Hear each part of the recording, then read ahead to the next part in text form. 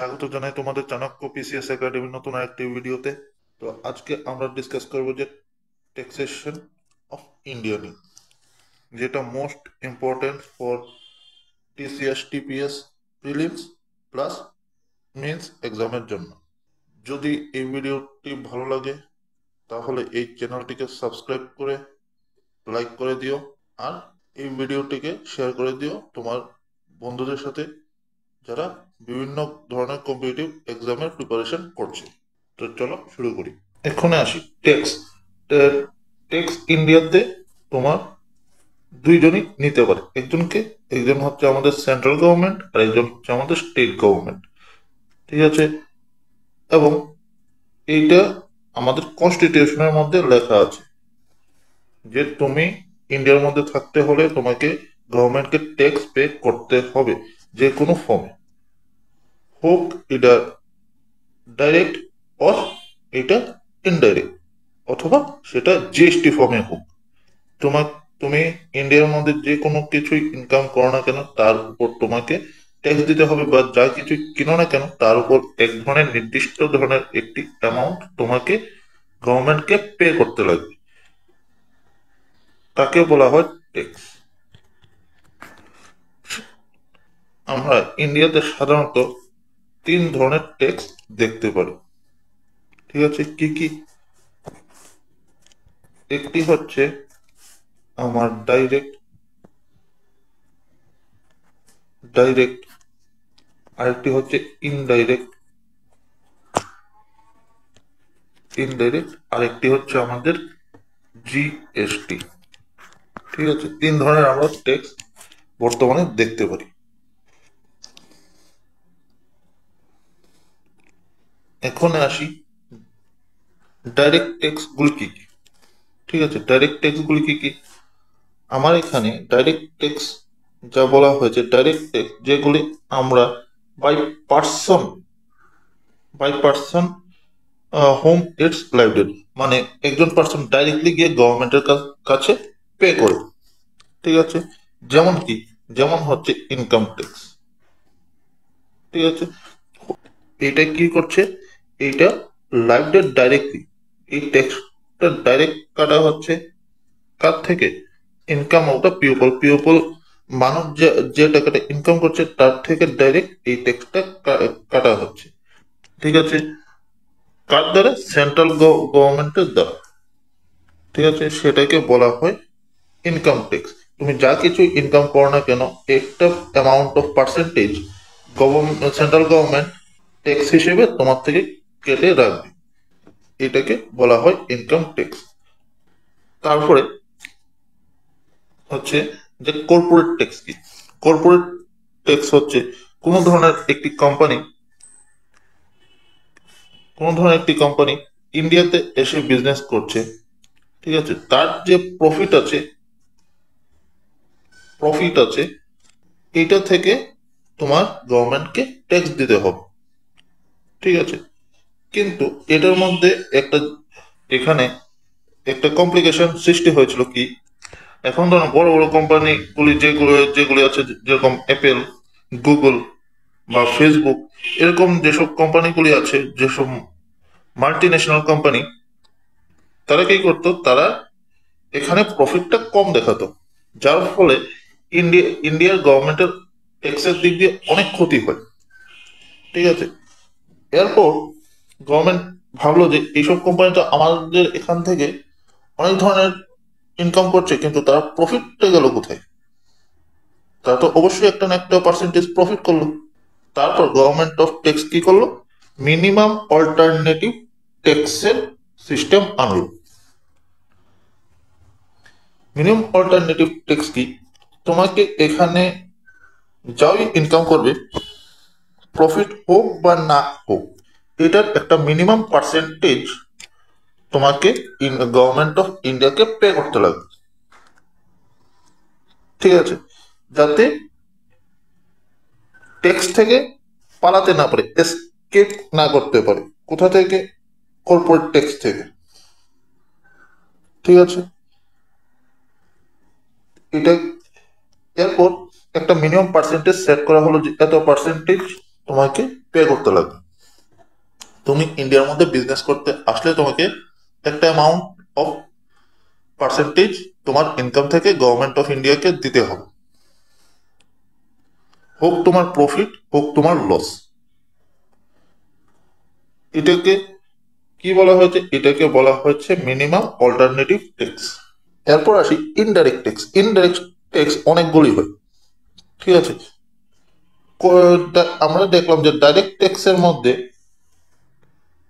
এই দুইটাই ডাইরেক্ট ট্যাক্সের আন্ডারে আসে, আর বাকিগুলি যা আছে সবগুলি ইনডাইরেক্ট ট্যাক্সের মধ্যে আসে।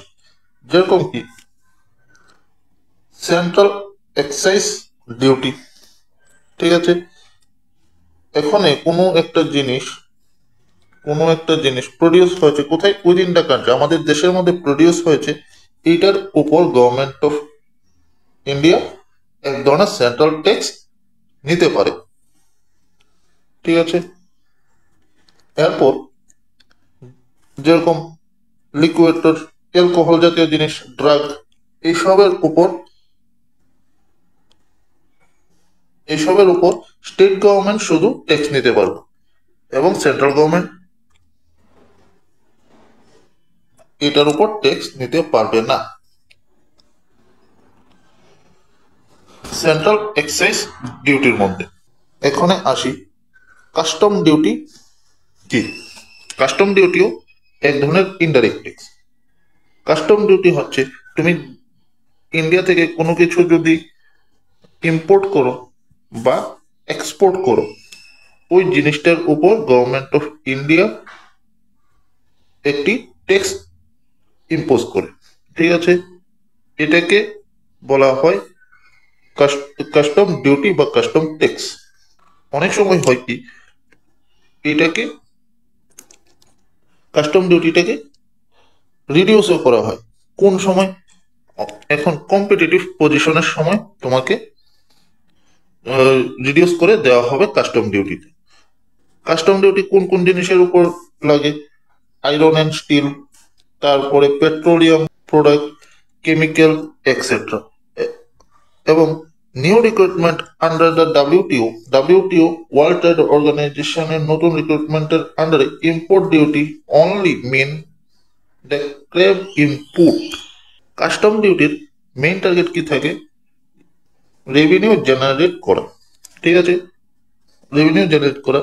কিন্তু রিসেন্ট ইয়ারের মধ্যে এই যে এক্সাইজ ডিউটি, আগে আমাদের গভর্নমেন্ট বেশি টাকা ইনকাম করতো, কিন্তু এটাকে বর্তমানে কে ওভারটেক করে নিয়েছে? কাস্টম ডিউটি, ঠিক আছে। কাস্টম ডিউটি যেটা আছে এটা ওভারটেক করে নিয়েছে কাকে? এক্সাইজ ডিউটিকে। এখন কাস্টম ডিউটি থেকে আমাদের সব থেকে বেশি রেভিনিউ জেনারেট হয় এক্সাইজ ডিউটির থেকে। এরপর আসি সার্ভিস ট্যাক্স। সার্ভিস ট্যাক্স কি? আমরা যে কোনো ধরনের যদি সার্ভিস দিয়ে থাকি, ঠিক আছে, সেটার উপর যে ট্যাক্সটা ইনপুট করে সেটাকে বলা হয় service tax. Impose on person ও এভেল দ্য স্পেসিফিক সার্ভিস, ঠিক আছে। কোনো ধরনের একটি স্পেসিফিক সার্ভিস যে দেয় তার উপর এই ডিউটিটা লাগে বা এই ট্যাক্সটা লাগে। এটা কবে ইন্ট্রোডিউস করা হয়েছে? এটা ইন্ট্রোডিউস করা হয়েছে 1994-95-এ, ঠিক আছে। আর এইটা যেটা আছে সেইটা এখন জিএসটি নামে পরিচিত, ঠিক আছে। এখন এটার নতুন নাম কি? এটার নতুন নাম হচ্ছে জিএসটি, ঠিক আছে। আর আগে এটা কি নামে বলা হতো? এটাকে আগে বলা হতো যে সার্ভিস ট্যাক্স। তুমি কোন ধরনের পার্টিকুলারলি সার্ভিস দিচ্ছ সেটার উপর গভর্নমেন্টকে যে অ্যামাউন্টটা তুমি পে করবে ইনকামের প্রফিটের উপর, সেটাকে বলা হতো সার্ভিস ট্যাক্স, ঠিক আছে। এখানে এখানে 2012-তে কি হলো? 2012-তে গিয়ে যে সার্ভিস যে ট্যাক্সটা আছে সেটার যে লিস্টটা আছে, লিস্টটা হয়েছে service level for the taxation. Tax pay করার জন্য যে সার্ভিস ট্যাক্সের লিস্টের মধ্যে যেগুলি প্রফেশন ছিল বা স্পেসিফিক সার্ভিস ছিল সেটাকে 2012-তে আপডেট করা হয়, ঠিক আছে। 2012 বাজেটের মধ্যে এটা আপডেট করা হয় এবং গভর্নমেন্ট রিভ্যাম্প করেছে, মানে আবার নতুন করে লিস্ট পাবলিশ করেছে for the service by introducing the new system of taxation of service in India.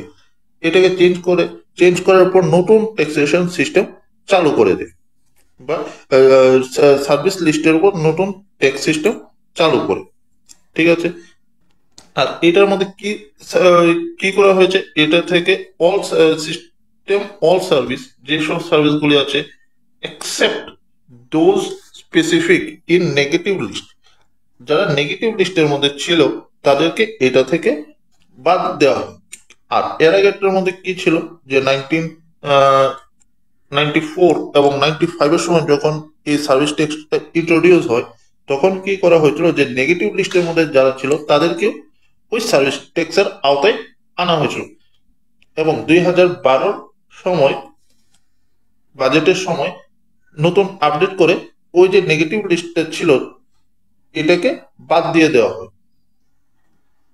কোথা থেকে? সার্ভিস লিস্ট থেকে। এখানে আসো ভ্যাট। ভ্যাটটা কি? Value aided tax. আমরা যেমন দ্বিতীয় ক্লাসের মধ্যে পড়েছিলাম যে জিএভি গ্রস ভ্যালু এডেড পড়েছিলাম, জিভিএ, সরি আমার ভুল হয়েছে, জিভিএ।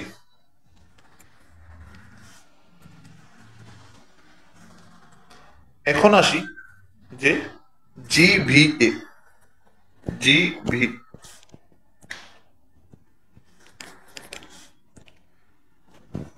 এখন আসি ভ্যালু এডেড ট্যাক্স। ঠিক আছে, ভ্যালু এডেড ট্যাক্স কি? আমরা দ্বিতীয় ক্লাসে যেটা পড়েছিলাম যে জিভিএ গ্রস ভ্যালু এডেড, এটার উপর যে ট্যাক্সটা পে করা হয় সেটাকে ভ্যালু এডেড ট্যাক্স বলা হয়। কিরকম? যেমন আমরা জিএভিতে কি পড়েছিলাম, জিএভিতে আমরা পড়েছিলাম যে কোনো একটি প্রোডাক্ট বানানোর জন্য আলাদা আলাদা জিনিস, আলাদা আলাদা র মেটেরিয়াল এনে যে জিনিসটা প্রডিউস করা হয় তাকে বলা হয় জিভিএ গ্রস ভ্যালু এডেড। কিন্তু ভ্যাটের মধ্যে কি, এই যে আমরা আলাদা আলাদা র মেটেরিয়াল গুলি আনি, ঠিক আছে, ফাইনাল প্রোডাক্ট প্রডিউস করার জন্য, যেমন একটি আমি ঘড়ি বানানোর জন্য বেল্ট, ঘড়ির যে বেল্ট আছে সেটা আরেক জায়গা থেকে নেব। তারপর যে মেশিনটা আছে সেইটা আরেক জায়গা থেকে নেব। কিন্তু যে বেল্ট তৈরি করছে তারও তো এক ধরনের ট্যাক্স পে করতে লাগছে, আর যে মেশিনটা তৈরি করেছে তার তো এক ধরনের ট্যাক্স পে করতে লাগছে। ঠিক আছে, তো গভর্নমেন্ট কি করলো, ভ্যাটের মাধ্যমে এই যে আলাদা আলাদা দুইটি ট্যাক্স রয়েছে, এই যে একটা ট্যাক্স, এখানে একটা ট্যাক্স, এই দুইটা ট্যাক্স কে একসাথে মিলিয়ে এটাকে ভ্যাটের নাম দিয়ে দেওয়া, ভ্যালু এডেড ট্যাক্স। ঠিক আছে, ভ্যালু এডেড ট্যাক্সের মধ্যে যেসব র মেটেরিয়াল গুলি আছে, র material to the final product process of production, যে ফাইনাল প্রোডাক্টের মধ্যে যেসব র মেটেরিয়াল গুলি লাগছে এইগুলিকে একসাথে এনে ফাইনাল যে প্রোডাক্টটা আছে এটার সাথে ট্যাক্সটা অ্যাড করে দিল। ঠিক আছে, মানে এখন এই ঘড়িটা যেটা আছে সেটাকে তোমার একটাই ট্যাক্স পে করতে লাগবে, আলাদা আলাদা তোমাকে ট্যাক্স পে করতে লাগবে না। এটার ডায়ালের জন্য, এটার গ্লাসের জন্য, এটা যে মেশিনটা আছে সেটার জন্য, ঠিক আছে, এইসবের জন্য তোমাকে আলাদা আলাদা ট্যাক্স পে করতে লাগবে না। এটা সবগুলি কোনটার মধ্যে অ্যাড করে দেওয়া হচ্ছে? ফাইনাল যে আমাদের যে প্রোডাক্টটা আছে তার মধ্যেই এখানে টেক্সটটা অ্যাড করে দেওয়া হয়েছে। ঠিক আছে, এটাকে বলা হয় ভ্যালু এডেড টেক্সট। এখানে অনেক কিছুই লেখা আছে ফর মেন্স, এগুলি তোমার মেন্সের জন্য কাজে লাগবে। মেন কনসেপ্ট এইটাই যে আলাদা আলাদা র মেটেরিয়াল গুলিকে একসাথে এনে ফাইনাল গুডসের সাথে, ফাইনাল যে প্রোডাক্টটা তৈরি হয়েছে তার সাথে যে টেক্সটটা লাগানো হয়েছে সেটাকে বলা হয় ভ্যালু এডেড টেক্সট। এটা শুধু মেন্সের জন্য, মেন্স প্রসপেক্টিভের জন্য, তার জন্য এটাকে প্রি প্লাস মেন্সের জন্য রেডি করা হয়েছে। মেন্সের মধ্যে তোমরা এরকম ভাবে লিখতে হবে। আরেকটি ট্যাক্সেশন রয়েছে, সেটি হচ্ছে জিএসটি। এটা নেক্সট ক্লাসে আমরা ডিসকাস করব। ঠিক আছে, তো আজকের ক্লাস এতটুকু পর্যন্তই। আগামী ক্লাসে তোমাদের সাথে আবার দেখা হবে। খুবই শীঘ্রই আসবে আবার নতুন ক্লাস জিএসটি কে নিয়ে। জিএসটি ক্লাসের মধ্যে সম্পূর্ণ জিএসটি বিষয়টাকে নিয়ে আলোচনা করব। আই জিএসটি, সি জিএসটি, তারপর এস জিএসটি, এইগুলি নিয়ে আমরা আলোচনা করব। তো যদি এই চ্যানেলটিকে ভালো লাগে তাহলে সাবস্ক্রাইব করে দিও, লাইক করে দিও এই চ্যানেলটিকে, এবং সাথে থাকো বেল আইকনটিকে প্রেস করে অল নোটিফিকেশনকে অন করে দিও। তাহলে খুবই শীঘ্রই দেখা হচ্ছে নতুন ক্লাসে। সুস্থ থাকো, ভালো থাকো এবং পড়াশোনা করতে থাকো, এবং খুবই শীঘ্রই সিলেকশন নাও। ধন্যবাদ।